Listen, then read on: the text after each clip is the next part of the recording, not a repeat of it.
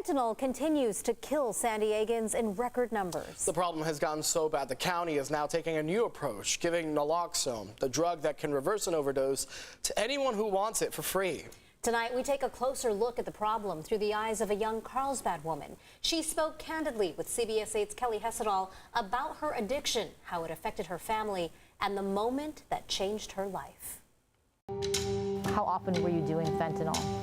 At first, it was maybe for the first few days, maybe once or twice a day. And then after those few days, every 30 minutes.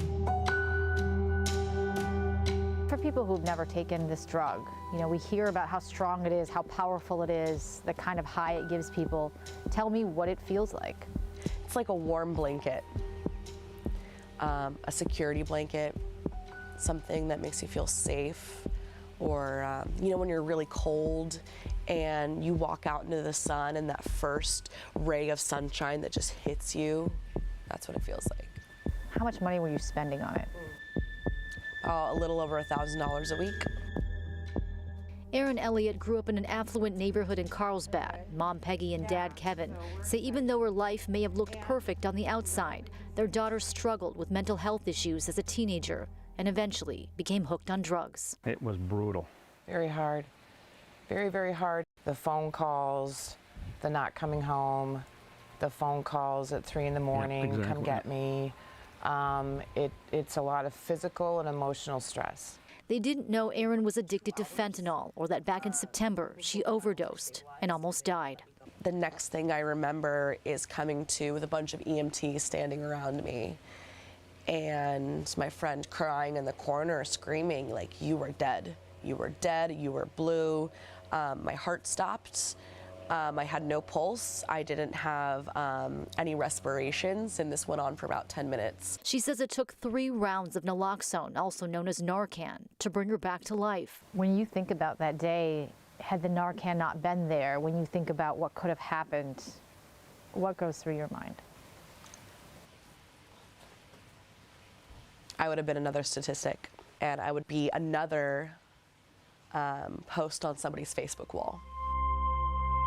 According to San Diego County, over the last 3 years, the number of fentanyl overdose deaths has exploded from 151 in 2019 to 462 in 2020 and around 800 in 2021, with potentially more cases pending.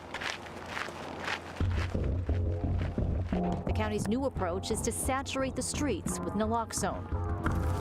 How are you guys? Good, good. How are you? Good. Good, good.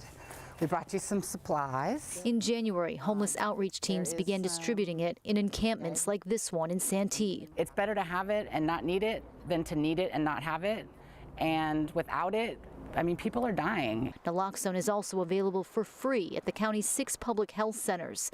Experts estimate about 33,000 doses a year will need to be distributed locally to get this crisis under control. When your family found out, Yeah. I mean, how hard is it to think about something like that?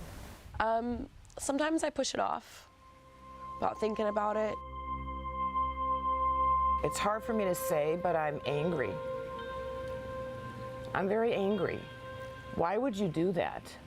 Why would you put something in your mouth that you have been preaching about for 3 years that you would never do? Yeah. I was angry. Here, she died, and a part of me was angry.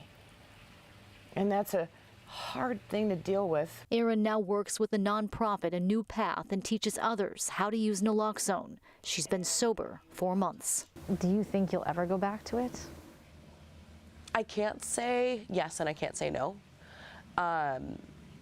You know, I want to say no, I will never, never, never go back to that. But when I had 3 years clean, I said I will never use fentanyl, and I did. It's really not until they're ready. You can want it for them all you want, but it's not till they hit rock bottom. Today, I live in a just for today mindset. Just for today, I will not pick up. Just for today, I will not drink. Just for today, I will not use drugs. And if I can do that every single day for as long as I live, then I should be okay. In Carlsbad, Kelly Hessedall, CBS 8. Wow. We would like to thank Erin and her parents for sharing their deeply personal story with our Kelly Hessedal to hopefully help others.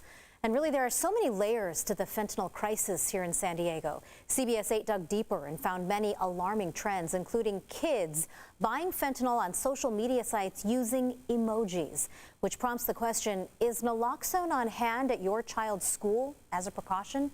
We answered this question and many more in a mini documentary that takes a closer look at San Diego's fentanyl crisis. You can watch it now on the CBS 8 channel on both Roku and Amazon Fire. It is also streaming on CBS8.com and on our YouTube page.